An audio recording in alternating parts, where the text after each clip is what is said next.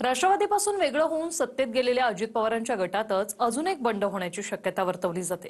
एकाच वेळी अनेक माजी आमदार दादांच्या गटातून भाजपच्या वाटेवर आहेत। पाहूया। राष्ट्रवादीच्या फुटलेल्या गटात अजून एक फूट पडण्याची तयारी सुरू होते। तसं झालं तर आधीच बंड करून वेगळ्या झालेल्या अजित पवारांच्या गटात दुसरं बंड घडण्याची शक्यता नाकारता येत नाही। माढ्यातील अजित पवार गटाचे माजी आमदार बबनदादा शिंदेंसह त्यांचे दोन्ही पुत्र रणजितसिंह शिंदे, विक्रमसिंह शिंदे भाजपच्या वाटेवर आहेत। मोहोळमधील अजित पवार गटाचे माजी आमदार राजन पाटील आणि यशवंत मानेही भाजपात प्रवेश करण्याची चर्चा आहे। जळगावच्या पाचोऱ्यातील दादा गटाचे नेते आणि माजी आमदार दिलीप वाघ यांचाही भाजपात प्रवेश झालाय। तिकडे नगरमध्ये नवहिंदुत्ववादी म्हणून उदयास आलेले दादा गटाचे आमदार संग्राम जगतापही पुढची निवडणूक भाजपकडून लढतील असा आरोप रोहित पवारांनी केलाय। संग्राम जगताप हे 2029ला भाजपमधून लढणार। दुसरीकडे मंत्री असूनही छगन भुजबळ यांचे सूर अजित पवारांच्या काहीसे विरोधात दिसतायत। छगन भुजबळ ज्येष्ठ नेते आहेत, ते मंत्रिमंडळात आहेत आणि त्यांना मंत्री का अजित पवारांनी केलं नाही किंवा देवेंद्र फडणवीसांनी केलं नाही, त्यांना मंत्री नरेंद्र मोदींनी केलेलं आहे। भुजबळांनंतर धनंजय मुंडेही भाजपच्या जवळ असल्याची चर्चा रंगू लागल्यात। त्यांच्याबरोबर त्यांची तुलना कुठं तुम्ही जर तालुक्याचे नेते म्हणून करत असाल तर ते दुर्दैव होईल। त्यामुळे त्याचा काही संबंध नाही आहे। मी सांगितलं ना की पक्षात बेशिस्तपणा आलेला आहे, पक्षनिष्ठेला किंमत देत नाही आहे, म्हणून करता आम्ही पक्ष सोडण्याचा निर्णय घेत आहोत, आणखीन घेतलेला नाही आहे। सोलापूर जिल्ह्यातल्या 4 माजी आमदारांनी फडणवीसांची भेट घेतली होती। तेव्हापासून फडणवीस अजित पवारांच्या गटाला मोठा धक्का देणार असल्याची चर्चा रंगते। दुसरीकडे सोलापुरातील शिंदे गटाचे माजी मंत्री तानाजी सावंतांचे बंधू शिवाजी सावंतही भाजपच्या वाटेवर आहेत, मात्र त्यांचा पक्षप्रवेश रखडलाय।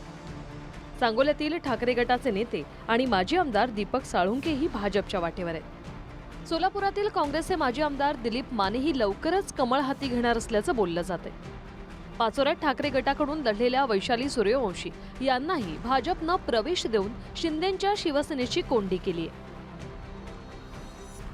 2024च्या पाचोरा विधानसभेत शिंदे गटाच्या किशोर पाटलांविरोधात भाजपच्या अमोल शिंदेंनी बंडखोरी केली होती। अजित पवार गटाच्या दिलीप वाघांनीही बंड करून उमेदवारी भरली।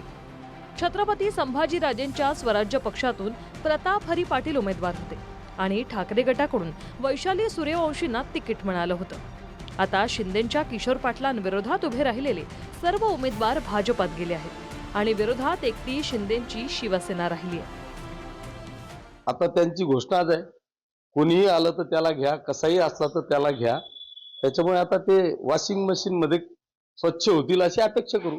तुम्ही एका बाजूला हे सगळे माझ्या विरोधकांना भाजपमध्ये घेताय, म्हणजे उद्याची माझी अंत्यविधीचीच तयारी करताय ना तुम्ही। नाही, कार्यकर्त्यांच्या वेळेस नाही। हे पहा, एक सांगतो आपल्याला, भाजपची ही पॉलिसी आहे की जिथे शिवसेनेचा आमदार असेल किंवा त्यांच्या मित्र पक्षाचा आमदार असेल तिथं गोड बोलून त्यांच्या लोकांना घुसवायचं, त्यांची ताकद वाढवायची आणि भविष्यात त्यालाच खतम करायचं। ही पॉलिसी भारतीय जनता पक्षाची आहे। दरम्यान मुख्यमंत्री व्हायचं या स्वप्नानं अजित पवारांनी त्यांच्या 9 प्रमुख साथीदारांसह बंड केलं। मात्र भाजपमधल्या इनकमिंगमुळे बंडखोर गटातच अजून एक बंडाळी माजते की काय अशी चर्चा आहे। एकीकडे अजित पवारांपुढे अडचणी वाढत असताना दुसरीकडे अजितदादा जोवर मुख्यमंत्री होत नाही तोवर खरी दिवाळी साजरी होणार नसल्याचा विश्वास पिंपरीचे आमदार अण्णा बनसोडेंनी वर्तवलाय। राष्ट्रवादी काँग्रेस पक्षाच्या वतीने खरी दिवाळी ज्या दिवशी राज्याचे मुख्यमंत्री म्हणून आदरणीय अजितदादा बसतील त्याच दिवशी शेतकऱ्यांचा आणि महाराष्ट्रातील जनतेची खऱ्या अर्थाने दिवाळी साजरी होईल असं मला वाटतं। Bureau report, TV9 Marathi.